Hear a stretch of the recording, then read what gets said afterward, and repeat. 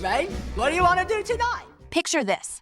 It's the year 95. You turn on the television, and among the sea of loud 90s cartoons, something completely different appears.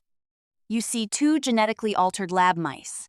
One is a hyper-intelligent, megalomaniacal dictator in a tiny rodent body. The other is a cheerful, empty-headed simpleton whose vocabulary consists mostly of nonsensical syllables. Every single night, they have the exact same goal, summarized in a premise that became an instant cultural shorthand. "Gee, Brain, what do you want to do tonight?"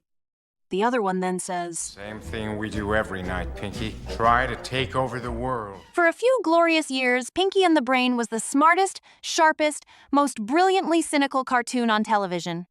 It won Emmys, captured the hearts of kids, and delighted adults who were shocked by how many highbrow political jokes were smuggled into a Saturday morning cartoon.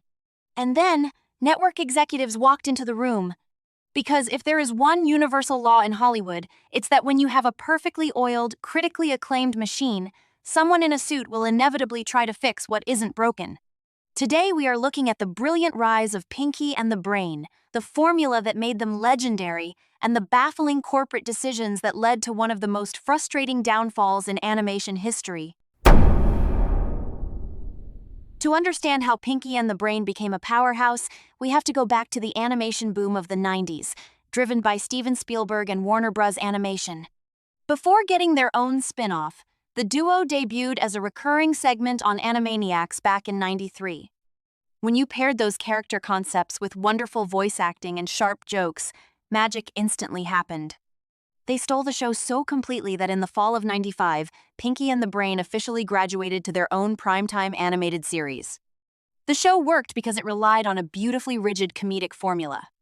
Every episode was a self-contained masterpiece. Brain identifies a societal trend to exploit, builds an absurdly elaborate invention, gets tantalizingly close to total global domination, and then fails spectacularly because of a minor mistake.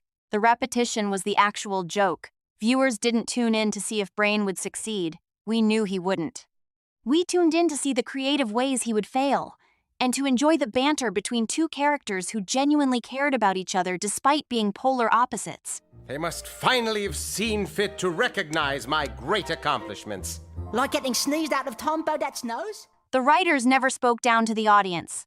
Instead, they crafted a show that operated on two completely different levels. Kids loved the slapstick, while adults lost their minds over the savage parodies of global politics, classic cinema, and corporate greed. Brain's plans to conquer the world rarely involved lasers. Instead, he tried to conquer the world through the real levers of human society: bureaucracy, pop culture, and economics. In one episode, Brain realizes that people are obsessed with mindless catchphrases, so he becomes a stand-up comedian whose entire act consists of saying, "Yes, King," and nearly gets elected world leader purely on the basis of a manufactured trend. The references were incredibly highbrow, dedicating entire episodes to parodying classic Orson Welles radio dramas and literature like The Third Man. Through it all, the heart of the show remained the relationship between the two mice. Brain was cold and analytical, while Pinky was joyful and creative. The secret tragedy was that Pinky was often the wiser of the two, frequently pointing out the exact logical flaw in Brain's plans before they even started. The downfall of Pinky and the Brain happened because of a fundamental misunderstanding of the show's audience by network executives at the newly formed WB Network. Desperate to compete with Fox Kids and Nickelodeon for young children, executives noticed a trend that terrified them. The show had a massive adult and teenager following, but it wasn't pulling in the specific numbers of very young children needed for toy advertisements. The executives concluded that the show was too smart. They believed the setups were too complex and the dialogue was too verbose. They wanted the show to be more traditional, more wacky and accessible. The writers fought back, but the network was relentless in handing down creative mandates.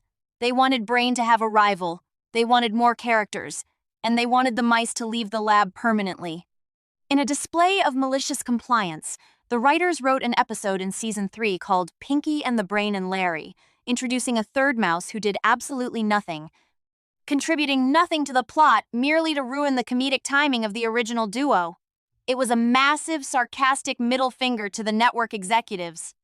But the suits did not take the hint. Instead of backing off, they canceled the show and forced the production team into a completely rebranded spin-off. Back in '98, the original series was abruptly brought to an end.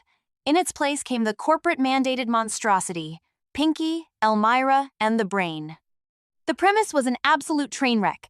Acme Labs is destroyed, leaving the mice homeless, and they end up purchased by Elmyra from Tiny Toon Adventures.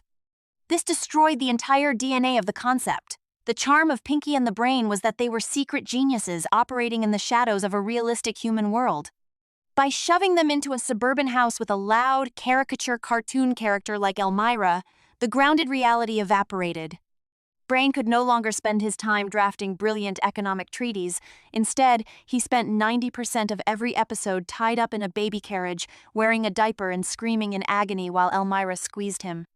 The highbrow political satire was completely wiped away, replaced by standard Saturday morning screaming matches.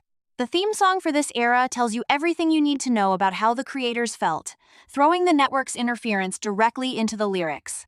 So Pinky and the Brain share a new domain.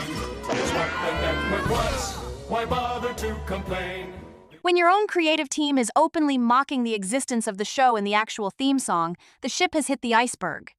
The sophisticated adult audience left immediately because the show had become childish and grating, and young children didn't care either because the core charm of the characters had been completely neutralized. The show was a massive critical and ratings disaster. The WB network was so embarrassed by the final product that they chopped the episodes up, buried them in anthology blocks, and canceled the production after a mere 13 episodes. This is a classic, cautionary Hollywood tale of what happens when corporate entities prioritize demographics over artistic integrity. The original show succeeded precisely because it was allowed to be unique, sophisticated, and uncompromisingly weird.